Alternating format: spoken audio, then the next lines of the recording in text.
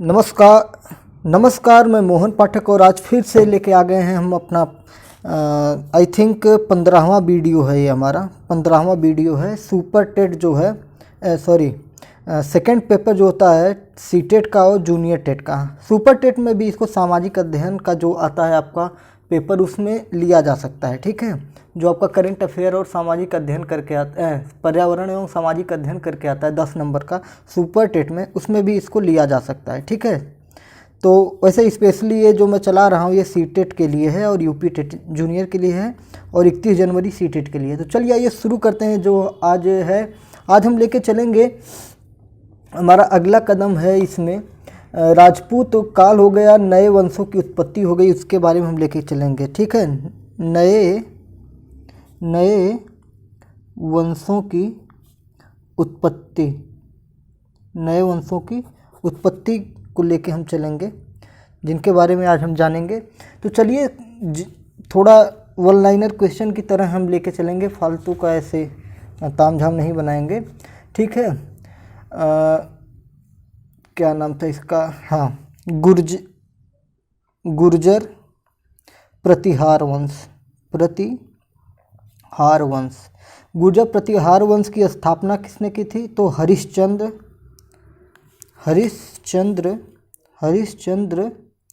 नामक एक राजा थे, उन्होंने की थी। अब ये राजा हरिश्चंद्र वाले राजा नहीं थे, दूसरे थे। ये गुर्जर प्रतिहार वंश के जो संस्थापक हैं वो राजा हरिश्चंद्र है। और इनका वास्तविक नाम जो था, वास्तविक नाम जो था इनका, वास्तविक नाम जो था, अब इससे आपका क्लियर हो जाएगा, नागभट्ट प्रथम था।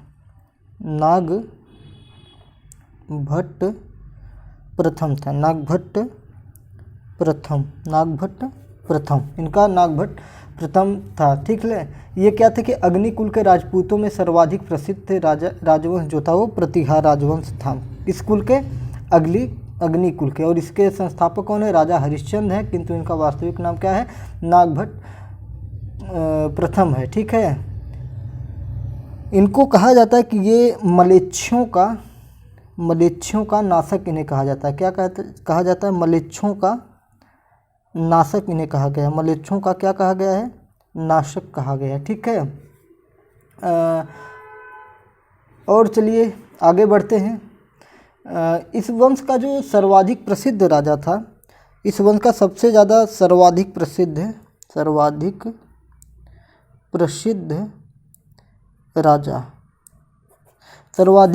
राजा जो था वो था मिहिर भोज प्रथम।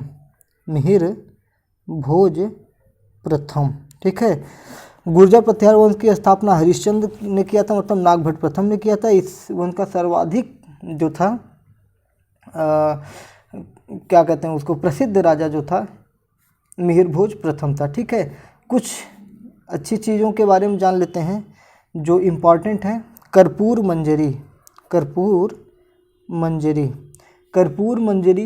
एवं काव्य मीमांसा किसकी रचना है? तो ये राजशेखर की रचना है। ठीक है, कर्पूर मंजरी और काव्य मीमांसा किसकी है? तो राजशेखर की है। ठीक है, थोड़ा सा बता देता हूँ। मिहिर भोज का जो पुत्र था महेंद्र पाल प्रथम, वह गद्दी पर जब बैठा तो संस्कृत के प्रसिद्ध विद्वान जो राजशेखर थे उसके गुरु थे। जो राजशेखर थे ये किसके गुरु थे? महेंद्र पाल प्रथम के गुरु थे। ठीक है, वो जब कुर्सी पर बैठा तो कर्पूर मंजरी काव्य मीमांसा, ठीक है, उसकी रचना इन्होंने की। ये इम्पॉर्टेंट में और भी रचनाएं थी इनकी, जैसे विद्वशाल भंजिका, बाल भारत, बाल रामायण, भुवन कोश। देखिए बाल रामायण भी किसकी रचना है? राजशेखर की है।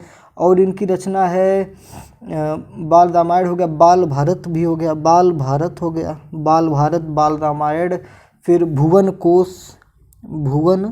कोश इनकी रचना हो गई, और विद्वशाल भंजिका हो गई। तो ये इनकी रचनाएं हैं। ठीक है, आइए गढ़वाल वंश के बारे में जानते हैं। गढ़वाल वंश का जो संस्थापक था चंद्रदेव था।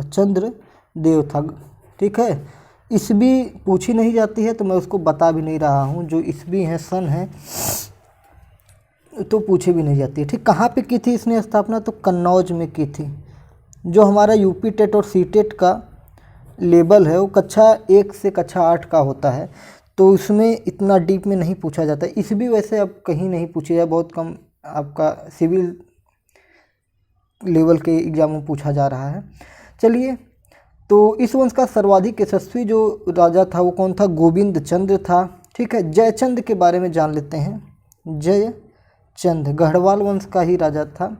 इस वंश का अंतिम शासक था, कौन सा था शासक था? अंतिम शासक था। जयचंद जो था अंतिम शासक था।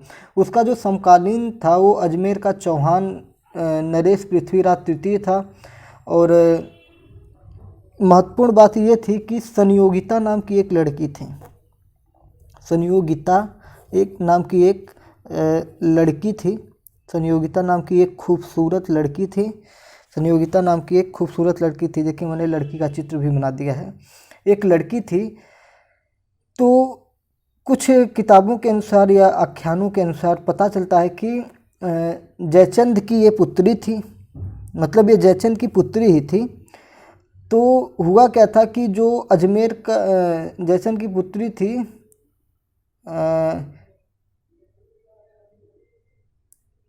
जयचंद की पुत्री जो थी, हाँ, तो अभी जो मैंने ये बताया आपको, इससे पहले एक जो अजमेर का चौहान था, अजमेर का चौहान मतलब पृथ्वीराज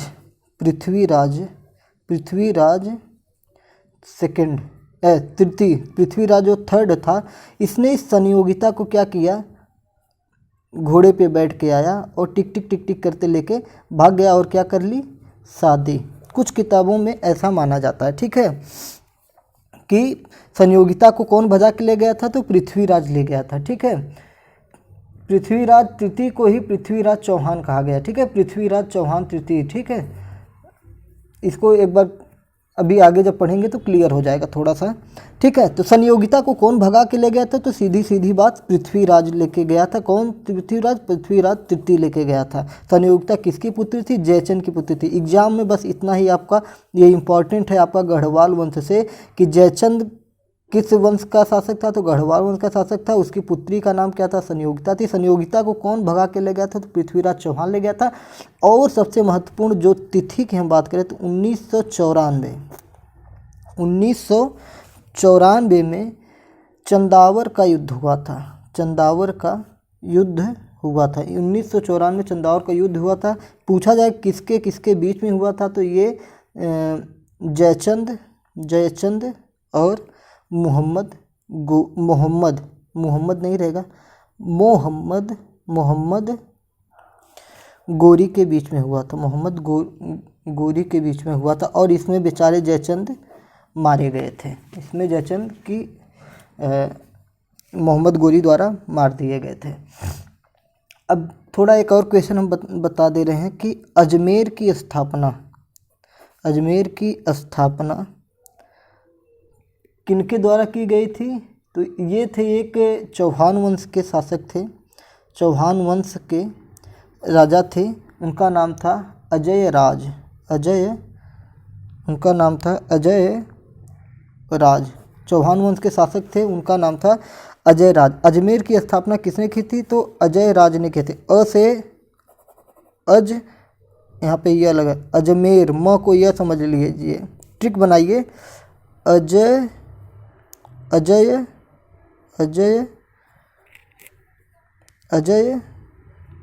राज नाम है तो अजमेर, म को यह समझिए, अज से अजमेर। ठीक है, तो अजमेर की स्थापना किसने की थी? तो अजय राज चौहान ने की थी। चलिए, चौहान वंश की स्थापना किसने की थी? चौहान वंश की स्थापना वासुदेव ने की थी। चौहान वंश की स्थापना किसने की थी? तो वासुदेव ने की थी। चौहान वंश की स्थापना किसने की थी? वासुदेव ने की थी। ठीक है, पृथ्वीराज चौहान इस वंश का सर्वाधिक प्रसिद्ध राजा था, जो 1778 में गद्दी पर बैठा था और उसे राय पिथौरा के नाम से जाना गया। राय पिथौरा। ठीक है, यही पृथ्वीराज चौहान था जिसने जयचंद की पुत्री को लेकर भागा था। ये सुंदर सी स्त्री बाला थी, जयचंद की बेटी, उसको लेके पृथ्वीराज तृतीय भागा था, यही पृथ्वीराज। मैंने कहा ना कि आगे चलेंगे तभी बताऊंगा, थोड़ा दिमाग से स्लिप हुआ था। राय पिथौरा की उपाधि, मतलब कथाओं में राय पिथौरा के नाम से पृथ्वीराज को जाना गया, ठीक है, इसी को पृथ्वीराज चौहान कहा गया, ठीक है। राय पिथौरा कहा गया किसको? पृथ्वीराज तृतीय को। 1191 में मोहम्मद गोरी जो था पृथ्वीराज चौहान के बीच में तराइन का युद्ध हुआ था। तराइन का युद्ध मैं बहुत बढ़िया से करवाऊंगा, प्रैक्टिस जब करवाऊंगा लास्ट में 10 दिन 15 दिन जो हमारे लास्ट में प्रैक्टिस चलेंगे, उसमें वन लाइनर सिर्फ क्वेश्चन और फैक्ट के साथ चलेंगे, जो सीधा सीटेट में जाके फंसेगा, ठीक है। इतना तो मैं गारंटी लेता हूँ कि 50 से 55 नंबर आएंगे आपके सीटेट में। चलिए, तराइन का युद्ध जो हुआ था 1191 ईस्वी में हुआ था, किसके भी? पृथ्वीराज चौहान और मोहम्मद गोरी के, पृथ्वीराज तृतीय और मोहम्मद गोरी के बीच में हुआ था, चौहान था।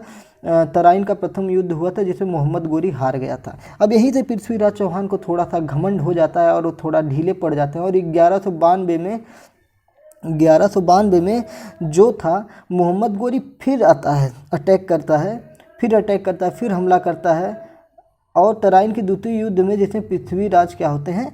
पराजित हो जाते हैं। पृथ्वीराज पराजित हो जाते हैं। पृथ्वीराज क्या हो जाते हैं? 1191 में तराइन के युद्ध में पृथ्वीराज जीत जाते हैं, और 1192 के तराइन के युद्ध में पृथ्वीराज हार जाते हैं। जब इसको इतिहास में पढ़ेंगे तो इतना मज़ा आएगा, क्योंकि इससे बड़ी सीख मिलती है कि जीतने के बाद मतलब वही ना, हाथी और चींटी वाली कहानी हो जाएगी। चलिए, 1192 में जो हुआ था कि कुतुबुद्दीन ऐबक जो था, मोहम्मद गोरी ने चौहानों का दमन करते हुए दिल्ली पर अपना अधिकार स्थापित कर लिया। एक फैक्ट वाला क्वेश्चन, पृथ्वीराज रासो किसकी रचना है? ये पूछा जाता है, एकदम 1 नंबर का क्वेश्चन है, सीधा पूछ लिया जाता है पृथ्वीराज रासो किसकी रचना है? तो चंद्रबरदाई की रचना है, चंद्रबरदाई की रचना, या पूछ लिया जाएगा चंद्रबरदाई की रचना क्या है? तो पृथ्वीराज रासो ऑप्शन में दिया रहेगा, ठीक है। पृथ्वीराज तृतीय के जो राजकवि थे चंद्रबरदाई, उन्होंने पृथ्वीराज रासो महाकाव्य की रचना की थी। जयानक का पृथ्वी विजय, ठीक है, एक जयानक थे, उनका क्या था? पृथ्वीराज विजय, जयानक थे, उनका तो क्या था? पृथ्वीराज विजय थी, ठीक है। ये संस्कृत काव्य था, किसमें था? संस्कृत काव्य था, ठीक है, संस्कृत काव्य था। तो चलिए अब हम चलेंगे, चलिए एक क्वेश्चन और बता दे रहे हैं इसी में। चंदेल वंश को भी हम कंप्लीट कर दे रहे हैं। चंदेल वंश का संस्थापक कौन था? नन्नुक था। चंदेल वंश का संस्थापक कौन था? नन्नुक, न आधा न, ठीक है, नन्नुक जो था चंदेल वंश का संस्थापक था। खजुराहो का मंदिर जो सीधा पूजा जाता है, खजुराहो का मंदिर, इसमें खजुराहो का जो मंदिर था, ये किसका मंदिर था? तो ये भगवान विष्णु का मंदिर था, विष्णु को समर्पित ये मंदिर है, जो चतुर्भुज मंदिर है, ठीक है, चतुर्भुज मंदिर है। और इसको बनवाया किसे था? यही पूछता है किसने बनवाया था? तो यशोवर्मन ने बनवाया था, यशोवर्मन ने बनाया था। ट्रिक बनाया जाए, विष्णु के अवतार श्री कृष्ण थे, और उनका लालन पालन कौन किया था? यशोदा मैया ने किया था। विष्णु का पालन किसने किया था? कृष्ण का पालन किसने किया था? यशोदा मैया ने किया था। तो विष्णु मंदिर किसने बनवाया? यशोवर्मन ने बनवाया। विष्णु मंदिर, खजुराहो का मंदिर कौन था? विष्णु का मंदिर था। और कौन बनवाया था? तो यशोवर्मन ने बनवाया था। कैसे ट्रिक बनाएंगे कि विष्णु के अवतार श्री कृष्ण का लालन पालन यशोदा मैया ने किया था, तो विष्णु मंदिर को यशोवर्मन ने बनवाया था, ठीक है। चलिए हम अगले वीडियो में इसको विस्तार से लेंगे, फिर मिलते हैं अगले वीडियो में। जय हिंद, भारत माता की जय। अच्छा लगे तो सब्सक्राइब कर लीजिए और अपने दोस्तों में शेयर कर लीजिए।